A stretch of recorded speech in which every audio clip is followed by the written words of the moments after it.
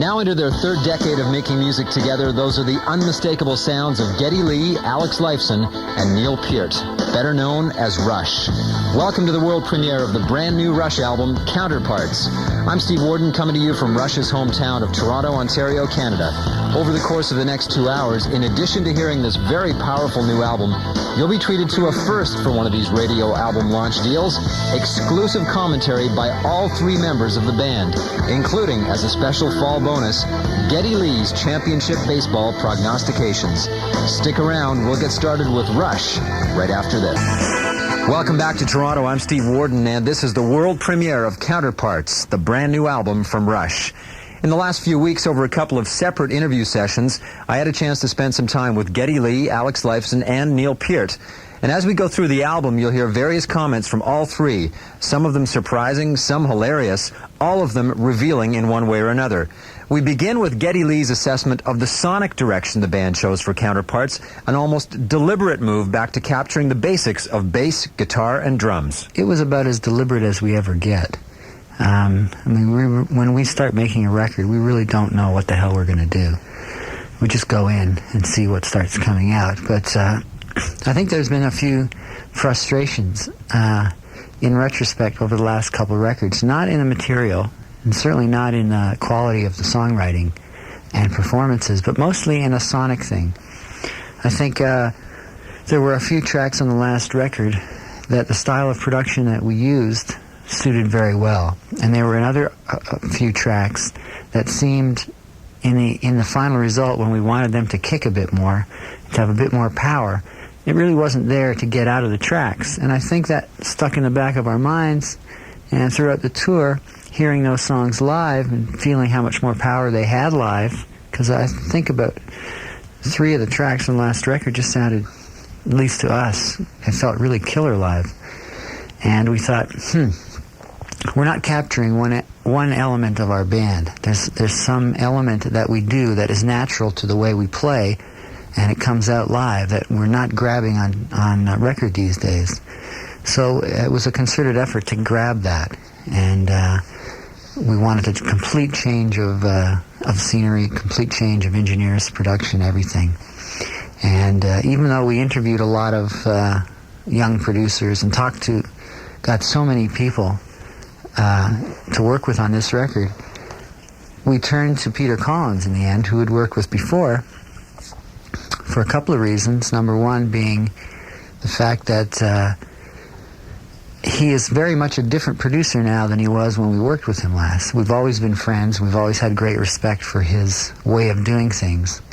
But since working with us last, he's worked with a lot more American bands, Queensryche and so on. And we felt that he was a different producer now, with the same priorities, which we liked. And talking to him was a kind of like an instant, let's do this record together. As soon as we talked, we knew it would be great. So, and he agreed with the vision of what we saw, and his comments criticizing the last couple of records sonically, anyway, were very much in line with the direction we wanted to go. And we thought, bingo, here you go. This is what we need. And then you introduced in a different element in the engineering side. Yeah, and we said, well, what do you want to do for an engineer? Because when we worked with Peter Collins last, he was kind of teamed up with Jim Barton, who has since gone on to be a producer in his own right, and a very good one. So it was kind of like, who do you work with these days? And he goes, well, I work with lots of different people. And so we sat down to kind of a laborious but interesting search. And we had tapes from, producers from all over the world. Engineers from all over the world that we were listening to just for a sound. And in the end, we settled on this caveman character. His name is Kevin the Caveman Shirley. And he's a South African by way of Australia, whose tape was really raw, and it had a very natural sound to it, and we thought, this is good. Let's get this raw attitude in the bed tracks and primary stages of recording. Let's bring something different in to mix it that maybe has a bit more of a sophisticated flair, a bit more of a high-tech attitude. So we were after the best of both worlds. And from my point of view, it worked a treat. We brought Michael Letho from Australia to mix it, and I think he was great. Both guys were great. So it was a very happy marriage, and I'm really pleased with the result. Did you see it as a bit of a risk, though? Yeah, it was a bit of a risk. But, you know, when you made records for the many years that we have, you do have a certain confidence that you'll be able to pull it out. You know, there are risks, but you know what the risks really are. And there were a few times where we were going, I don't know about this. Some of these sounds are pretty raw, but we just had confidence that would all work out, and thankfully it did. Was it also kind of, challenging yourselves? You know, you mentioned having made so many records. Is it just something that you had arrived at was like, well, let's just try this and Yeah. maybe trigger something in us that we may not otherwise get? Absolutely correct. I think the hidden benefit of working with someone like Kevin was that he challenged all our conceptions, all our ideas about how to make records. He questioned them. He said, well, why do it this way? You know, he's a kind of character who had very little respect for a lot of music that's been made and a lot of ways people make records. He's a highly critical character. And I think that was good to have that element in the room. I mean, you had to keep it to a check to a certain point. You didn't want to suddenly be involved in a very cynical, critical way of making records. But I think having someone that, you know, challenges you to make sure that you're doing things the way you should be doing them is great. And he is from a school of engineering that doesn't believe in grabbing bags of EQ and tweaking this knob and tweaking that. And to him, it's, well, your instrument sounds good out there. Let's get the right mics and let's record it. And if there's a problem with the sound, more likely it's a problem out there with the source of the sound, as opposed to trying to fix a bad source. And there was a lack of complacency that was great. You know, he was fired up, he was energetic, and I think that we found that quite infectious. It kind of carried over. Time now to meet drummer lyricist Neil Peart. He's normally the most reticent member of the band when it comes to publicity, but always a true gentleman who provides incredible insight into this band's creative process. Now, on the last record, Roll the Bones, Neil explored the concept of chance. So I asked him what was on his mind this time around. Roll the Bones, as you outlined, had the element of chance as a theme, and that was one I started thinking about and just grew. And so many elements of chance appealed to me and inspired me to write about them. So Roll the Bones had that concept in common. This record really didn't have that. It was a selection of individual themes that I didn't really associate at the time. You know, I was thinking certainly about gender differences, and I'd been reading Jung, so I was interested in the anima, the female spirit within the male, etc. So that intrigued me. And the nobody's hero idea, I'd been thinking a lot about the nature of heroism and what was good and what was bad about it, and the idea of a role model, and people I'd known in my own life who were important to me as influences, but weren't important to the rest of the world. So that concept of a role model, but not a hero, if you like. So that was one separate set of influences, and all these things I really saw, and to some extent still see, as quite separate themes. Duality became the only unifying theme, hence Counterparts, but there wasn't really a germ, as chance was in Roll the Bones, that sent me on a unified quest. So in the beginning then, in starting to put the songs together, is that okay that things are disparate, or do you try to find a thread? No, the thread is entirely accidental, almost always. Some albums like Power Windows or Hold Your Fire, it was completely accidental. After the fact, I went back and realized that, well, I've been writing these songs lyrically over the same period of time, so it wasn't surprising that I was, on the same fixations. And I look at my notebook of collected scraps and ideas for a period of a year or two, and I notice threads, and that is so helpful, because when I do sit down on lyric writing day, I find the threads, and I say, okay, I was thinking about that 6 months ago, and then last week, and those two ideas I'll stitch together.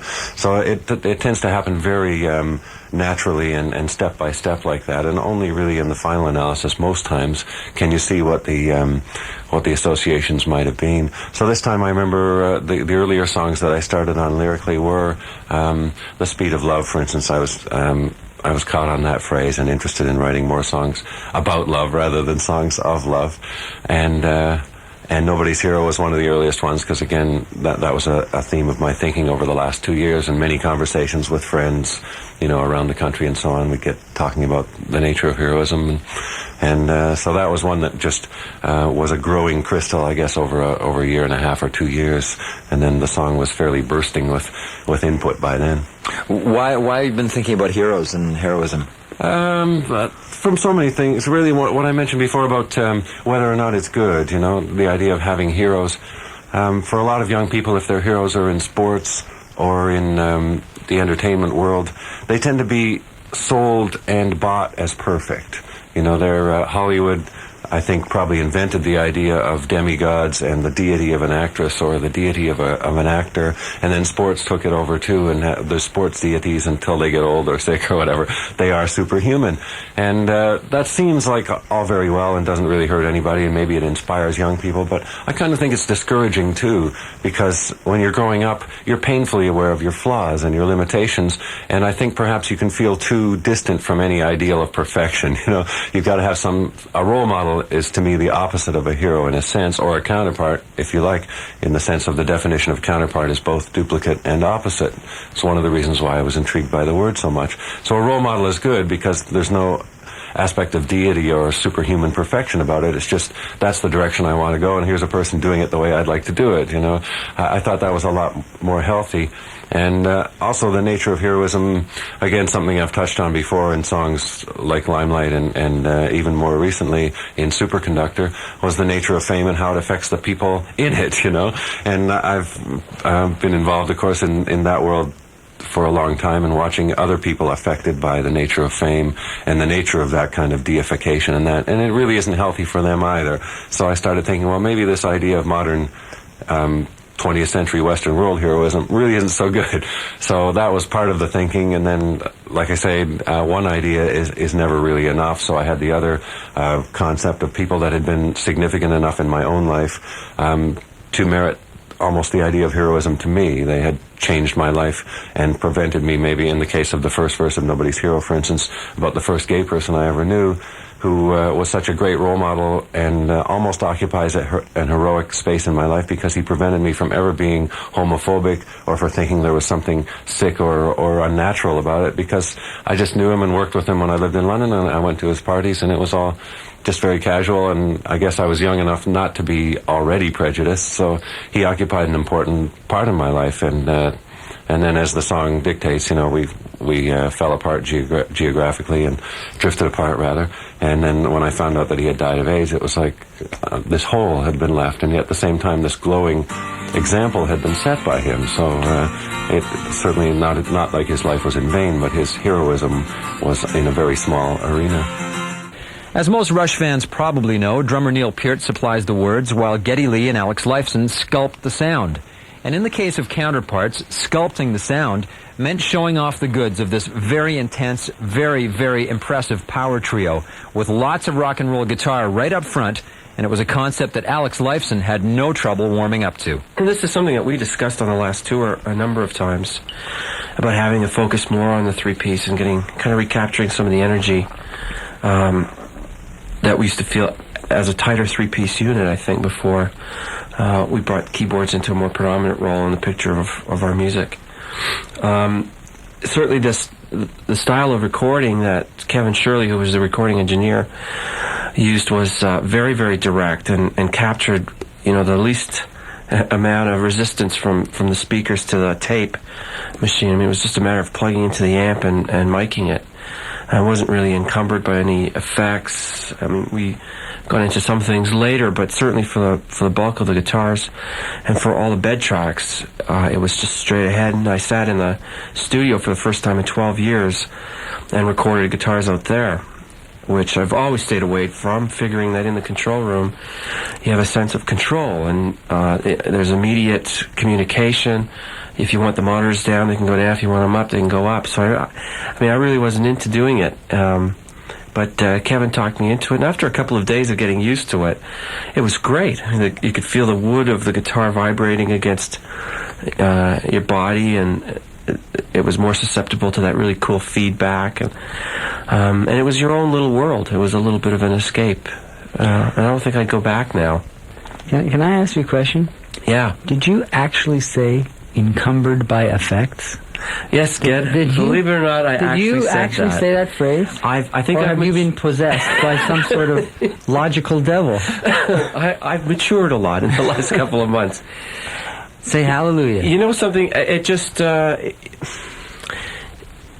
you get into a particular way of doing things, and it's very comfortable, and you get a little resistant to change sometimes, especially when it comes to sound and of a guitar. I mean, I like to think that this is my own particular sound, one that I've developed over a number of years. For that reason alone, it's time to change it, and mix it up a bit. And I have been very resistant to this kind of approach to recording the guitar. I always thought that we could get power and size and tonal depth in a number of other ways. But I have to say that after doing it this way, there's only one way to get a really great electric guitar sound, and that is to plug the thing into the amp and turn it up. And the shortest distance from the guitar to the amp is the best and most effective. This is not the guy I've been working with for the last 10 years. Anyways, I don't know who this imposter is, but get him out of this control room. You are a liar! Fake imposter! Well, when you say that you wanted to get back to a more kind of simplistic, bass guitar drums trio sound, I mean, it seemed you talked a little bit about that on Roll the Bones as well.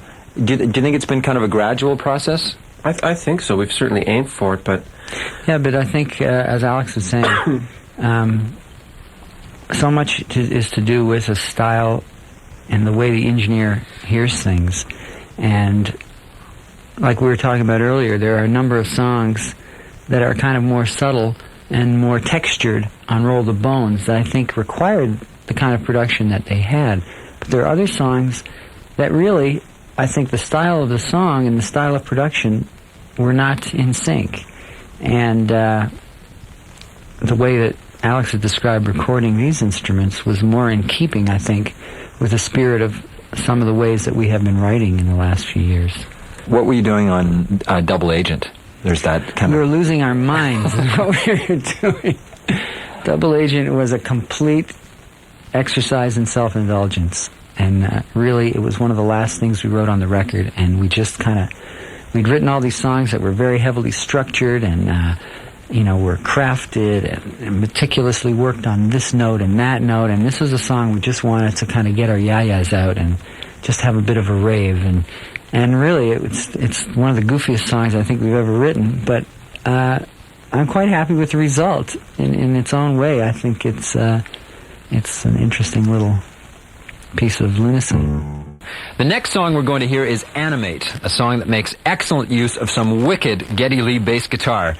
As Geddy told me, they employed some unusual equipment to get the bass sound that they were after. We set up the gear that I had in the studio, and the caveman went in there, and he looked at all this high-tech gear, and he said, I saw this old beat-up amp head that was lying in the corner yesterday. Do you mind if we plug that in? So we dragged it out. And this is literally an amp that was found in the garbage that one of the assistants at the studio had repaired. It was an old tube amp, and he plugged it into all these speakers we had, and he turned it up to like 15. And the thing was like, I thought it was going to explode. So we used a combination of my regular DI setup, and plus this exploding amp setup. And he made it happen, and it sounded great. It had a tremendous amount of energy, and all the explosion sounds of it kind of disappear in the track, so you're not really aware of the fact that it's an amplifier on the verge of death. But what you are aware of is the power that's coming out of the speakers. So that was a great benefit. We'll hear Geddy Lee's driving bass guitar sound in just a moment on the song Animate, but first Neil Peart on the song itself. It's a track that not only displays Rush's awesome musicianship, but also delves into the duality theme that was on Neil's mind. I hope it's going to be clear that it's about one person, It's set up on purpose a little bit vague to sound like it might be about a relationship between two people and almost a love song in a sense. But that became such a cliche, certainly through the 80s, of the modern sensitive man, and it was wrong in many ways. And I draw upon my research, if you like, on this everywhere from Carl Jung to Camille Paglia about what the modern man was supposed to be. And to many people in the 80s, the modern man was supposed to be a woman, and to be sensitive and nurturing and all, and to completely lose the masculine side of the character, the animus.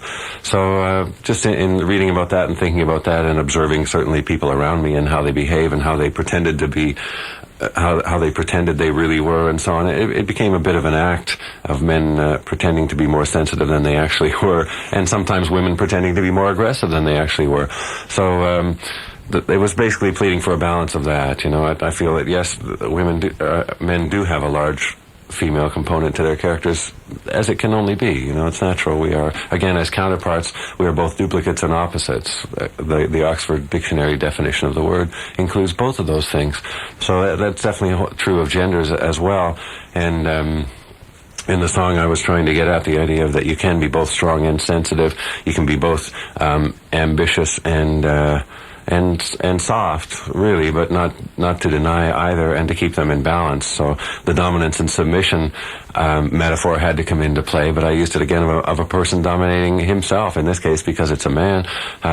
He's dominating his softer side, but at the same time he also has to dominate his A words, the aggression and the ambition and the traditional biological male things, which, in spite of all modern sociological changes, we are in the last 20 or 30 years of sexual revolution trying to change tens of thousands of years of human evolution, really, men as the hunter and woman as the nurturer. So those things have to be recognized, and yes, we can change them. We've changed a lot of things. We used to be comfortable with slavery and call ourselves Christians. That's changed now. There are definitely changes we can make in acting more civilized, but at the same time it's foolish to deny that which courses through our veins. So the song really tries to reconcile that very complicated and also very topical thing. Now, before anybody gets too hung up on the suggestive aspects of the song Stick It Out, maybe a little clarification from lyricist Neil Peart might be in order. That was just a play on the words, really. Stick it out meaning both a kind of arrogant display, stick it out, but also the endurance thing of, if you have a difficult thing to endure, stick it out, and, you get to the end. So it was the pun on both of those, really. So, again, the duality in the song is a bit leaning both ways. The sense of forbearance, of holding back, and also the idea of fortitude, to stick it out, survive. But that was more of a piece of fun, that song, I would say. Both lyrically and musically, it verges on parody.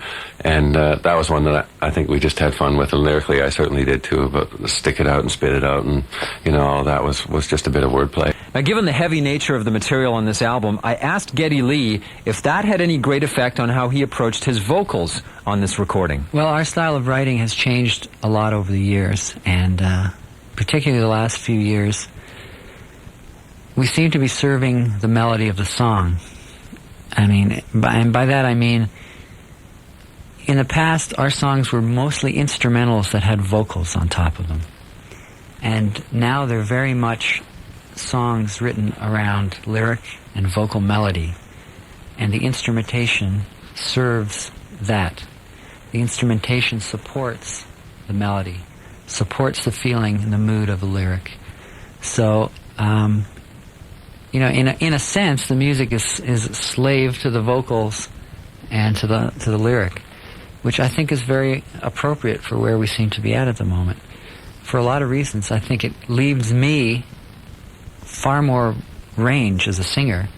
It gives me much more emotion to play with, so that I can write a melody first, sitting there with just bass and vocals and a lyric sheet in front of me. Interesting comments that drummer Neil Peart had to make when we spoke had to do with the new bands on the scene today and the return of a more organic, stripped-down approach to making music. I asked him if Rush has been influenced at all by the new rock of the 1990s. We always respond to the times around us. Through the 70s, we were definitely influenced by new wave music and by the ska and reggae influences on pop music of the time. even into the electronic dance music and the new romantic music of the early 80s and all that. All of that found its way into our music, and world music throughout the 80s, that found its way into our music too. And we are a sponge, and we don't try to hide that. We're perfectly open to new influences all the time and love them, and love being inspired by them. So in this case, yes, we are reacting to the times around us, but only in the most healthy and honest way of saying, you know, okay, well, we're going forward with our evolution, which does tend to be a pretty straight road, but that doesn't mean that we aren't drawing in traffic from the side roads beside us. Certainly we didn't feel so alone suddenly as a guitar rooted band and playing real drums. In the 80s, just from a drumming point of view, again, it was getting kind of worrisome because everything you heard on the radio was programmed drums, however well done, and all the bands and all the records were using sampled. Even if there was a real drummer playing, it was a sampled snare drum and a sampled bass drum, and there was no technique being demonstrated at all. You know, drums were well relegated to the background in the 80s, even in so-called rock music of the time. It was really light metal, you know, and it was programmed as could be, in both senses of the word, musically programmed and also radio programmed. So it was worrisome, and I started thinking, well, what's happening to the real drummers? You know, all the young guys that are playing through the 80s and learning, and that they have nowhere to play, no bands to play in, I'm sure, unless they're in bar bands or something, because it's just the atmosphere precludes it right now. And then suddenly in the 90s, all these bands were coming out, and you know, Matt Cameron from Soundgarden was suddenly, here's a great drummer, and Dave Ebertz from Pearl Jam, suddenly a great drummer, and this band live from the States, a drummer called Chad Gracie, again playing great drums. Somehow they weathered that time and came out of it with a fresh message for drumming in the 90s. And that was really kind of affirming to me too, just from the craft of drumming alone, you know, even apart from being a member of Rush. So, and as a band, I think, yes, we were really feeling isolated through the 80s because of that. We were one of the only rock bands out there playing real instruments and playing rock songs in front of rock audiences. So there was a sense of maybe being alone and a bit even of an anachronism. But then when those bands came out, and yes, they would say in interviews, yeah, we grew up listening to Rush and all that, and it was such an affirmation, just such a spark of, yay, we're not alone. And there's no generational or age factor there now, because we're both bands making records and doing tours in all of these cases, so there isn't really a divide. We've been doing it longer, yes, but we do have the same values. Those bands are concerned about playing well, about getting better, you know, about writing good songs in interesting ways and being original, and all those concerns are exactly the ones we've always stood for. So it's like, the torch has been passed, everything's good. And at this point, we have the instrumental track from the album queued up. It's called Leave That Thing Alone. Now, Rush fans will probably make a connection between this song and Where's My Thing, the instrumental tour de force that was on the band's last album, Roll the Bones. But as Alex and Geddy told me, there really isn't much of a connection betwing the two songs. Only the fact that they both have things in the title. Yeah, and they're on our record. The things are different things. It's not the same thing. It's not the same thing. Really, you have to say, it's just not the same thing. No. It's just it's a different thing. Totally different thing. Yeah. It's something, though. It's So how did we end up with another instrumental? Oh, there's so much fun to do. Yeah, they're fun. It's like recess. It's like somebody blew a whistle. Let's do an instrumental. Yeah. They're very spontaneous. They get written quickly. The ideas go down very, very quickly. And the nice thing about this particular instrumental is that there's a tendency to be very flashy when you do an instrumental. It's your kind of a release to be a show-off. But I think on this song, the melodies are very, very strong, and there's something that touches you more emotionally. Yeah, I think this is one of our best ones. Yeah. I'm really happy with this one. I like listening From to two it. points of view, I think, as Alex said, the chorus melodies, especially the guitar melody, I think is beautiful. I think no matter what style of music you want to call it, I think it's a great melody. But the other thing that I like about it is the rhythmic attitude of it, which is very different for us. And it's an area that we keep playing around with and experimenting with and learning how to, you know, white Canadians learn how to play funk music.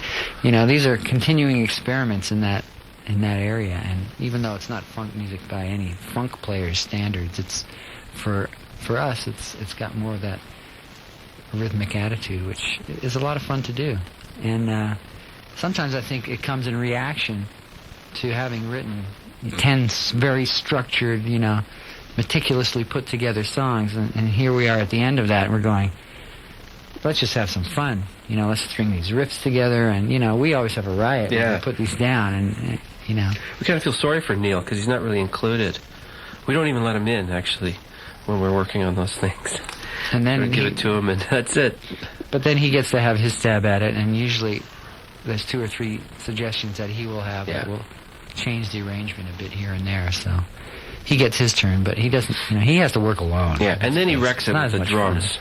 Yeah, that's the other There's thing. the other thing with all our Now, unlike that song, our next track, Speed of Love, features words. And not only that, but they're words written by someone other than Neil Peart.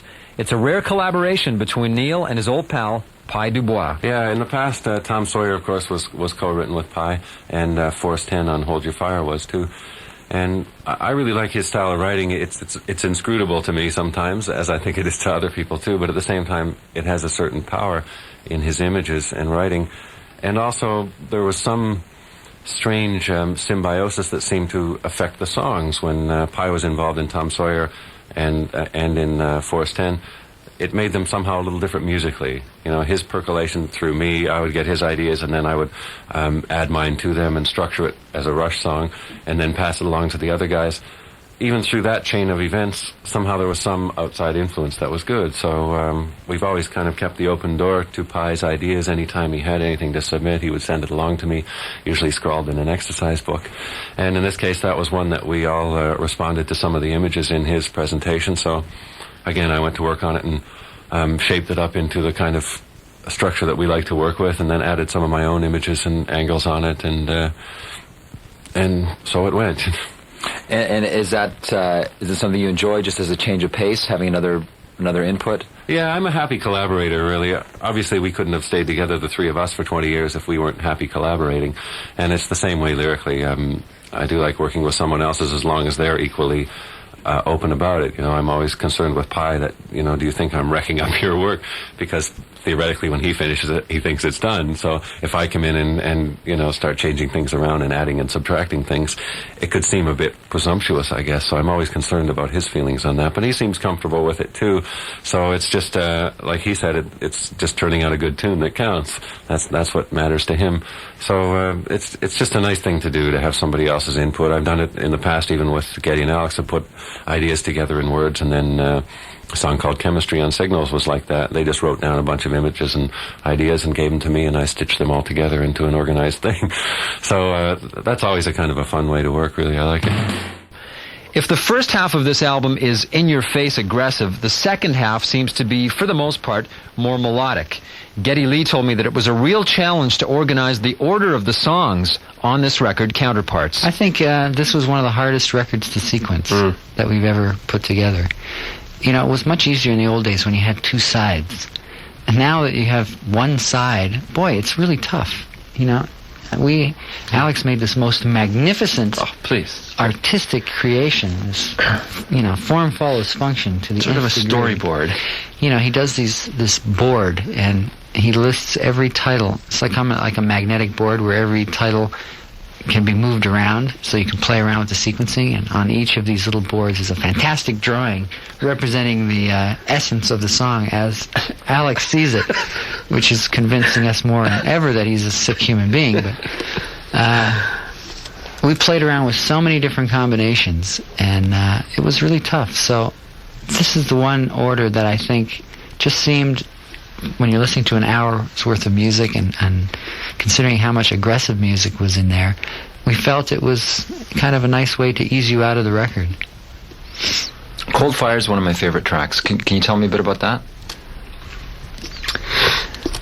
Cold Fire. That song went through many permutations. Yeah, that was one of the songs that we had a bit of a problem getting into lyrically. You know, working on it from a musical point of view. Yeah, it was hard to know the approach, and that was a song that we felt That's a little... right. You know, we had a few rewrites of this. We rewrote that song quite a bit, and thankfully, I think Peter Collins' presence really pulled that song together, because he came in and he pointed out certain strengths in the previous versions of the songs that we had, and he really helped us reorganize that song. And it wasn't until he got there, I think, that we finally locked in on a feel for those verses. that enabled Alex to play those great kind of steel guitar lines, steel guitar-like lines that he's playing, and enabled me to open up harmonically. I was having trouble with the verses. It's a tough song when you're dealing with this issue of male-female relationships, which is such a foreign subject for us to deal with in a song. You want to make sure it doesn't sound trite or hackneyed, or you're not just doing yet another song. Who needs another song about relationships? So it took us a while to get the right mood, and I was really happy with the mood we ended up with in the verses. And I think, oddly enough, as much as it was a nightmare, that song, for me, when I hear the record now, I think the verses are one of the strongest parts of the album in that song. Yeah, I think there's a great balance between the romantic picture on the one side and how the music is sympathetic to those lyrics, and then the other point of view, which is much colder, more tougher, based in reality. Yeah. And the contrast between the lyrics and the music and how they support each other, I think, really worked out successfully on that song. From what Ged said, it was a very difficult song for us to work on. But because of the subject matter of the song, and also something about the feel, and Geddy, you mentioned Alex's guitar, sort of a steel guitar sound. Yeah. I thought with a slightly different treatment, this could be a country song. It could be. Actually, Yeah. we did a very slow country version of that song. Yeah, we did. That we do have on tape somewhere. And On maybe 8-track. Maybe when we're dead and our manager is exploiting our remains, he will probably You may release know. that to some country It's a western coal fans. fire. It's a coal fire, and it translates real well. So any country fans out there, who We'd be wanna- beholden to you. if you want to do that song and make it into a big country hit, we'd be appreciative of the check. To wrap things up, we'll have one final song from the album, a track called Cut to the Chase. But before we get to that, a final thought or two from Geddy Lee and Alex Lifeson. During the last Rush tour, the band seemed to have a definite air of rejuvenation about it. Now, facing what will be a 20th anniversary tour to kick off in January, I asked if that euphoria and that sense of renewal were still with them. Oh, I think that happy phase wore off pretty quickly. Yeah, It we must have feel like lasted- that again now. for at least that this happy week, phase lasted anyways. about 10 days, I think, and then we were renewed and reborn, and I think after so many interviewers asked us how we felt about being reborn, we felt like we were not reborn anymore. All we wanted to do was fight. So this record, we had some pretty darn good fights, and Yeah. that felt much better. Yeah, got a lot of. Yeah, our we got a lot of our systems. system. Mondays, Alex and I would, threaten to murder each other. Is Rush kind of reinventing itself? Maybe, I don't know. That's a difficult word. Yeah. Inventing. That's in probably, in it's 20 probably a years- vague question to Yeah. ask. I mean, I guess you could interpret that any way you want. But I think Rush is reasserting certain Yeah. aspects of our band that have always been there and maybe haven't shined the way they could have over the last couple of years, and not trying to disregard the lessons that we've learned over the years. We don't want to disregard the styles and some of the ways that we have gone about working over the last few years. It's not a total retro movement. We don't want to throw away. I mean, you don't cut off your nose to spite your face kind of thing. If a No? song, well, maybe you do, but you know what I mean. If a song deserves a certain treatment, you give it. If a song is not working that way, you try something else. And if you're sitting there trying to write a song that, in essence, is raw and is supposed to, crank it up a bit, let's do it, and let's not pussyfoot. And I think that's what this record is doing more. Geddy, if you would, gaze into your crystal baseball and tell us what's going to happen in this year's World Series. Well, whoever pitching stinks the least will win.